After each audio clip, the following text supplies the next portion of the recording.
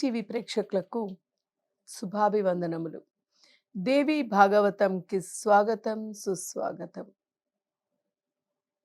భగవంతుని యొక్క శక్తియుక్తులు ఎంత గొప్పది అంటే, ఆయన విషయాలు మనము స్మరిస్తూ ఉంటే, ఆయనది మనం మాట్లాడుతూ ఉన్నాము అంటే,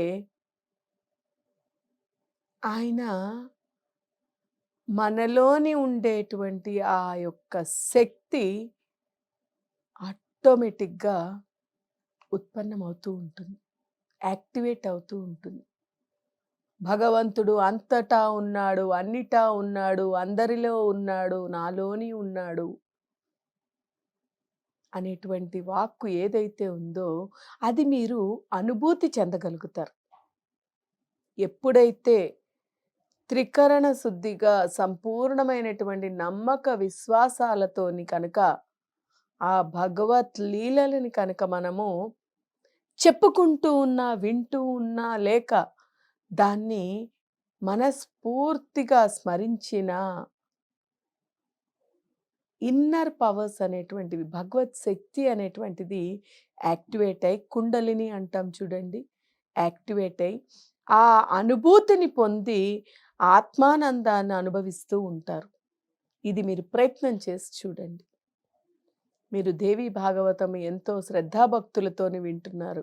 వింటున్నటువంటి దానిని శ్రద్ధాభక్తులతోని దానిని మనస్సు ఏకం చేసుకొని, అంతా ఒకటి చేసుకొని, అంతర్గత ప్రయాణానికి ఉపయోగపెట్టుకొని, అంతర్గత ప్రయాణం చేసినట్టయితే మీరు ఖచ్చితంగా దాని యొక్క అనుభూతిని పొందగలుగుతారు. శుక్రాచార్యుడు ఎప్పుడైతే వీరు శరణు వేడారో, వీరందరికీ కూడా అభయం ఇచ్చి, మీరు ఒకప్పుడు బ్రహ్మదేవుడు మనకి ఏదైతే చెప్పారో, అది నేను మీకు చెబుతున్నాను వినండి అని చెప్పి చెప్తూ వస్తున్నారు. విష్ణుమూర్తి రాక్షస సంహారం కోసము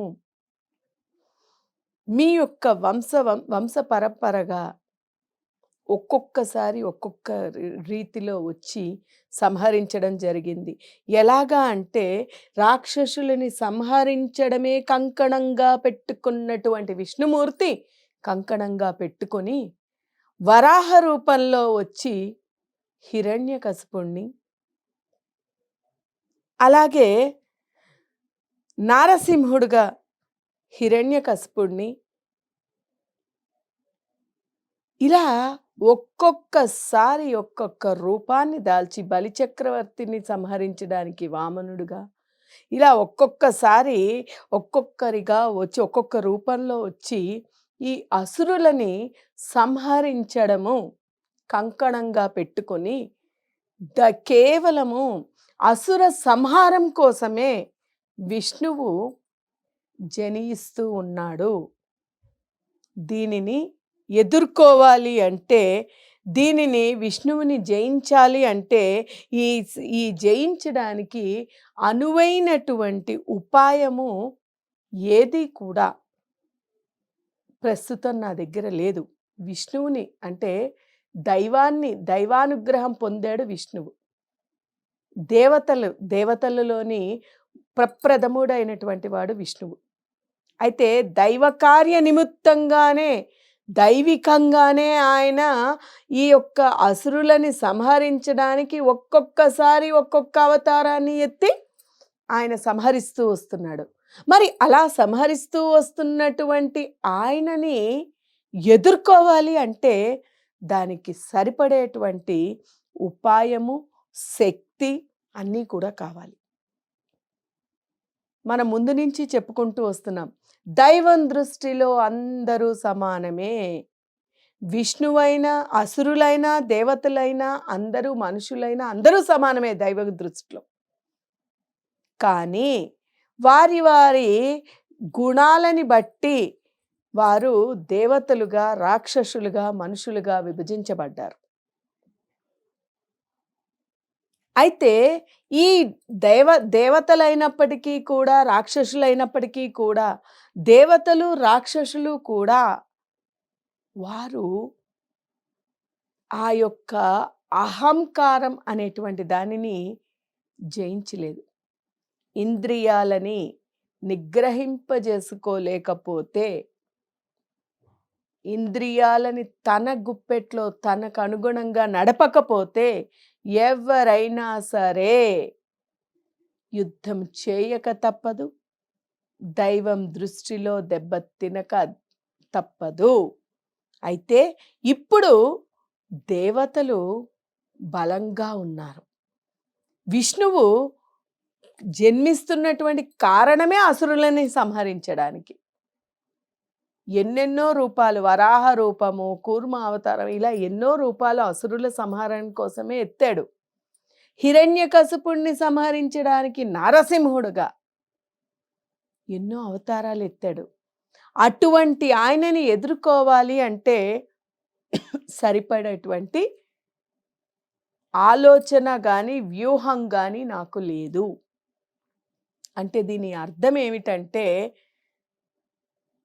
సమయం ఒక్కొక్కరికి ఒక్కొక్క సమయం ఉంటుంది. భగవంతుడి దృష్టిలో అందరూ సమానమైనప్పటికీ కూడా ఒక్కొక్క సమయము ఒక్కొక్కరికి కలిసి వస్తూ ఉంటుంది. ఒక్కొక్కరి సమయము ఒక్కొక్కరికి ఇబ్బంది పెడుతూ ఉంటుంది. ఆ సమయము కలిసి వచ్చేంత వరకు, మనకి సమయము చిక్కేంత వరకు మనము మౌనంగా ఉండడం తప్ప వేరే మార్గం లేదు అని చెప్పకనే చెప్పారు. అంటే మనకి అనుకూలమైనటువంటి సమయము వచ్చేంత వరకు కూడా మనము ఎప్పుడూ కూడా పరుగులు తీయకూడదు. అనుకూలమైనటువంటి సమయం వచ్చిన తర్వాత మనం ఏదైనా చేసినా చెల్లుతుంది. అనుకూలమైన సమయము లేకపోతే తాడే పామై కరుస్తుంది.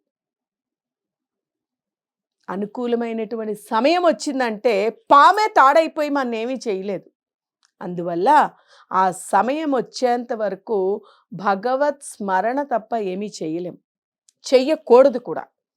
అదే ఇప్పుడు శుక్రాచార్యుడు గురుదేవుడు కాబట్టి, గురువు కాబట్టి, గురువు ఎప్పుడూ కూడా భక్తుల యొక్క, శిష్యుల యొక్క క్షేమమే కోరుతాడు.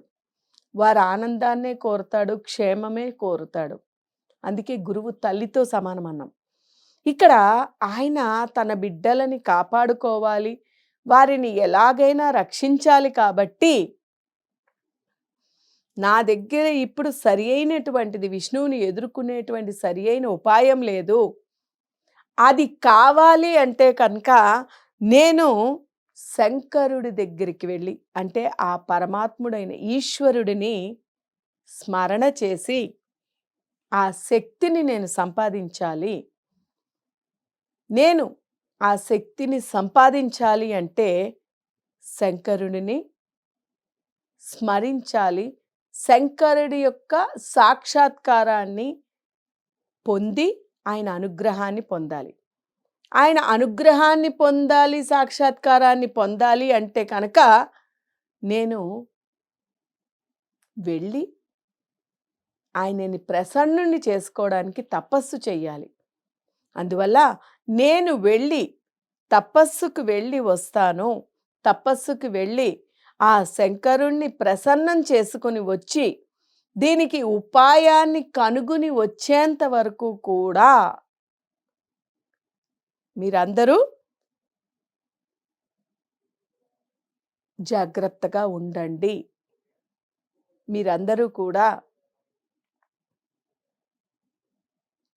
అణకువతో, జాగ్రత్తతో, అందుకనే అంటారు చూడండి,